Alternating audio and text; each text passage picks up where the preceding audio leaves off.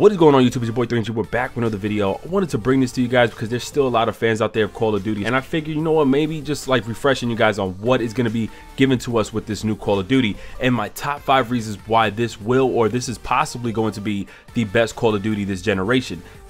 Look at the previous Call of Duty titles that came out for PS4 and Xbox One. We have Call of Duty Ghosts, Advanced Warfare, Black Ops 3, and Infinite Warfare. I am not going to count Modern Warfare Remastered because that game did come out like several years ago and it was just brought back to the current gen consoles. Now, if you look at the previous Call of Duties that just came out, although Black Ops 3 may be the most popular Call of Duty that came out this generation, still it was total shit due to the fact that we had hovers and boost jumps and all the shit that just really took away from the traditional Call of Duty. Well, in this video, I am going to tell you why this Call of Duty may be the best out of all 4. Before I start, if you guys can hit that notification on both mobile and on your computer, I would definitely appreciate that. Always subscribe, like this video, and let's get to the top 5.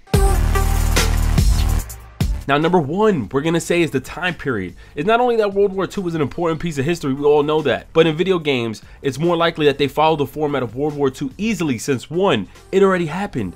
2, all information, weapons, and places that contributed during that time period is available for us to read. It allows developers to mix and create a game that portrays that setting with character development, personal and emotional events. Once it was taken to the future, there's endless possibilities, but if you really look at it, once we went to Call of Duty Ghost, where they were already explaining some things for the future. Matter of fact, Black Ops 2 did it, but although Black Ops 2 didn't have wall running, it was still a very popular Call of Duty title, but kill streaks and certain class setups really kind of toggled its experience.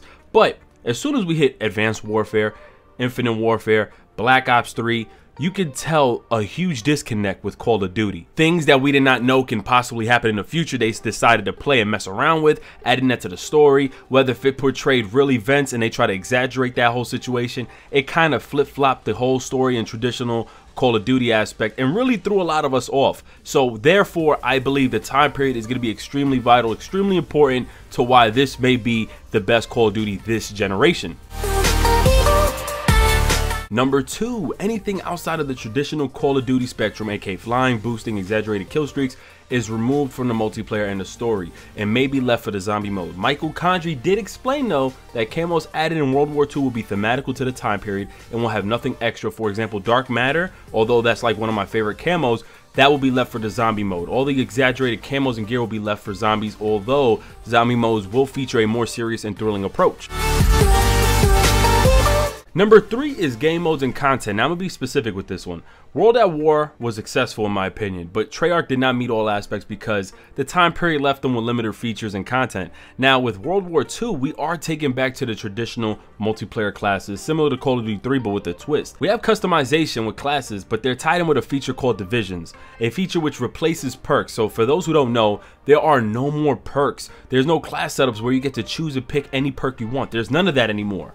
But that shouldn't throw you off because the way they integrated this feature, there's still perk abilities, but they're added to the appropriate classes. For example, now you get to choose from infantry, assault rifles, airborne, which is SMGs, armored, which is LMGs, mountain, which is a sniper, and expeditionary, which is shotgun. Why is this important? Well, this generation of Call of Duty adds tons of features to help our teammates, but we often lean towards the setup that allows us to get the best kill streak and not necessarily the objective. And bringing the system back allows us to choose our favorite weapons added with certain features to benefit us in each class. So it's basically a character now and what you do in the game and what's available and abilities that are available for that specific class. So if I want to be the guy running with the SMG, I want to be airborne, right?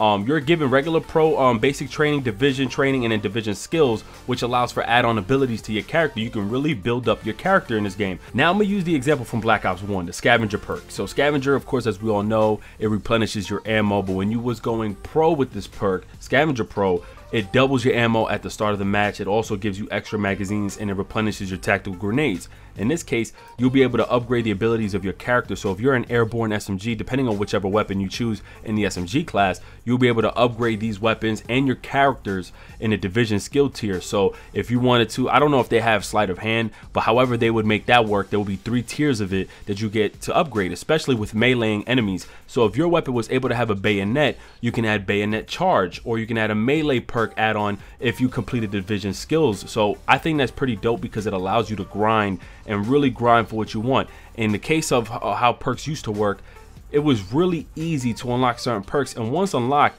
there was really no more need for grinding for your character, and it definitely didn't benefit your character. It'll more or less benefit you to get a better kill streak. So I think in this case, it'll definitely work out for our benefit of the game. Now, number 4, I'm going to say the headquarters, which is the new social hub feature added in Call of Duty. It's similar to Orbit.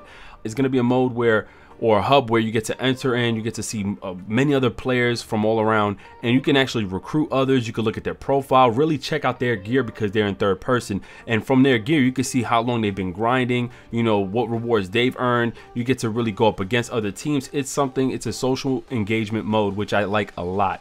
All the grinding that we've done in the past Call of Duties really never paid off. When you prestige, it was the same thing all over again. In this case, you are rewarded for leveling up, prestiging, creating challenges, unlocking challenges, completing challenges, and you can actually see that fitting on your character. So I think the social hub is going to allow people who play competitive and casual to really be engaged with this game even more. So if I play with my team and we want to go up against another team, we can really take it there. If we want to show people, you know, look, I've gotten a 25 kill streak, we could probably show a badge on us, on our person, that we've grinded that much. So they're really adding in-depth customization, especially to the social hub. I don't know how much more they're going to add, but I think this is a great way to start off Call of Duty. Number 5, I'm going to just say risk. The risk that we're taking for this game. The reason why I say that, and some people may look at it like it's not that serious, if you guys remember World at War, you was allowed to decapitate enemies like arms and limbs, like they would blow up when you threw a grenade or when you hit them with a shotgun, and it was taken out. And I'm assuming it's because of the age restrictions and stuff like that. They realized kids was playing Call of Duty. They replaced it with the payback, the money that used to fly out of people's bodies. I thought that was pretty trash. Now, I think in Black Ops 3, and I even think Infinite Warfare introduced it back, but it only allowed to be activated when you had like your special ability or whatnot. In this case, they brought it back completely. As I was playing and I noticed it would happen. Also with kill streaks, given the fact that we don't have to worry about futuristic kill streaks. The kill streaks are limited. The kill streaks are simple, basic, but yet effective. I actually like them a lot. I had some kill streaks during the beta when I played at E3, and I thought they were pretty simple and basic. And honestly, when you earn these kill streaks, they were definitely rewarding, given that everyone was on the ground. So the only thing you had to worry about was different corridors. That's it. I can't sit here and say, also, the maps are going to be amazing. Maps do play a huge role. I was only able to play 2 maps at E3, but from the maps that I played, I can understand why people will be like, damn, there's so much going on. But at the same time, you only have to worry about people on the ground, or if somebody has a kill streak which is high up in the air. You don't need to worry about people flying or hovering over the walls. You don't need to worry about any of the following. So it's really all about your reflex this time, and not really necessarily looking up in the air, making sure somebody's not running off the wall. Now, if you guys have seen my top 5, you would see it mostly caters to the multiplayer. For zombie mode, I don't really know too much of what's being brought with the zombie mode, other than the fact that they have a true story that's brought into the game. There's really no features added, but once we get the full breakdown of what's going to be in zombies, I would definitely make my top 5, if it may seem like it's going to be better than the majority of zombies that we got in the previous Call of Duties. But until then, this is going to be based on the multiplayer. If you would like to follow the Call of Duty World War II hub that I have on my website, which is 3mglive.com, you could create a profile and be a part of the forums and be a part of the hub. Anytime there's new images, new information, I'm definitely going to update you guys there. You guys can go ahead, make an account, follow me on all social medias, hit the like button, subscribe, turn notifications on, and you'll be all set. Until then, it's your boy 3MG, and I'm out. Bless everybody. Peace.